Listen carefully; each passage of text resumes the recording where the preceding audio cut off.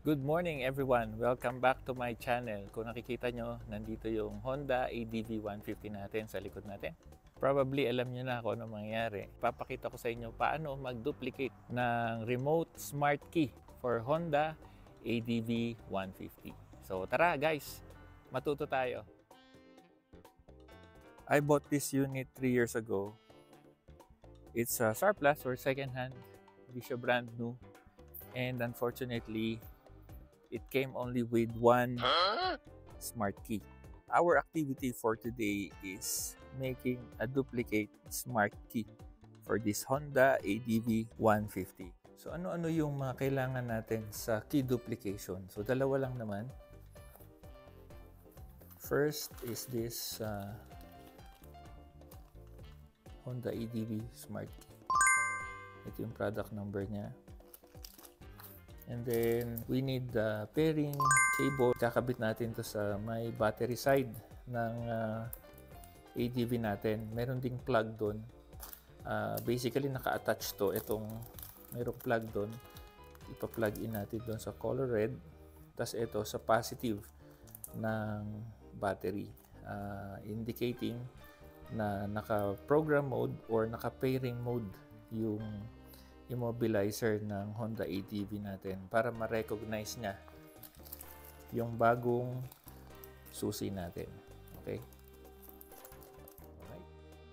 For our viewers to easily identify which one is the new key and the old key, so this is the old key, the primary, and this one is our new spare key.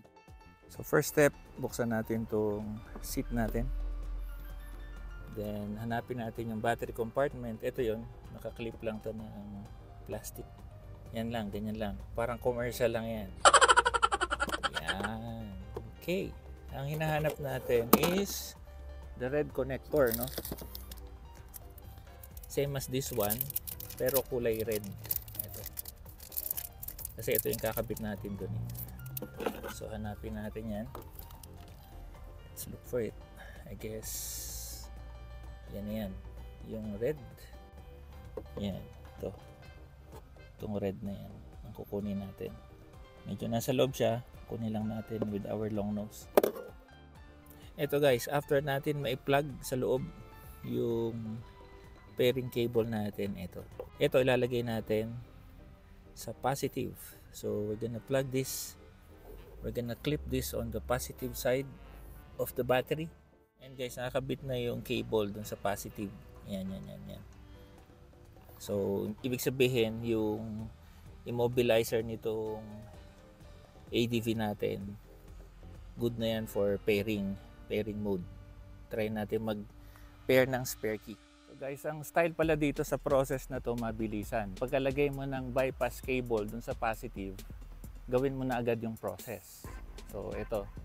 Ginawa ko na mabilisan, nag-work. Pagka matagal, makikita nyo, nagpa-flash na yung susian at saka yung key na icon dun sa may dash ng sasakyan nyo.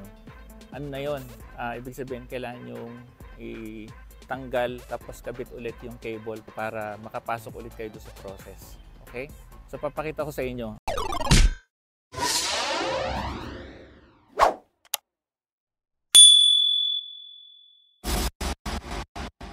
Initially, dapat naka-red yung dalawang yan, red. Okay? And then yung position yan, yan lang, ganyan lang. Alright? Guys, mabilisan to. Pagkalagay natin dito, yan, na-plug natin. Punta na agad tayo dito sa old key. Yan. Press mo lang siya ng green. Tapos, press once. Iilaw yan, naka-steady. Tapos, ilalak natin ng old key. And then kunin natin yung new key. Yan. I-green lang natin yan. Yan na. Pagka na-green na, pwede mo na siya ikot. And then back. Yan. Pagkatapos ng pairing na yan, bunutin nyo na to. Itong old key, ilayo natin. Malayo. Ito na yung duplicate key natin. Test na natin to guys. Ang layo na ng nandun. yung susi. Tinago na natin. So, subukan natin kung mag-work to using this key. So, ngayon, hindi niya matanggal kasi hindi pa natin pinipindot. Green. Kailangan mag-green. Green na. May start ba natin? Ang tanong.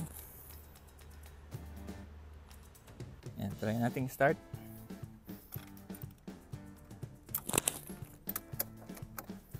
Yan. Good. Nice. Yung remote natin ay isa doon. Yeah, it works. Yes. Kanina hindi ko ma-figure out bakit ayos siya mag-program. So meron pala siyang meron lang siyang time na kailangan naka-steady yung ilaw doon bago ka mag-pairing. Kasi pagka nagfa-flash na sila, meaning nag-lapse na yung time, nagfa-flash to ng blue. Ito nagfa-flash yung key, remote key icon, nagpa-flash yan sabay.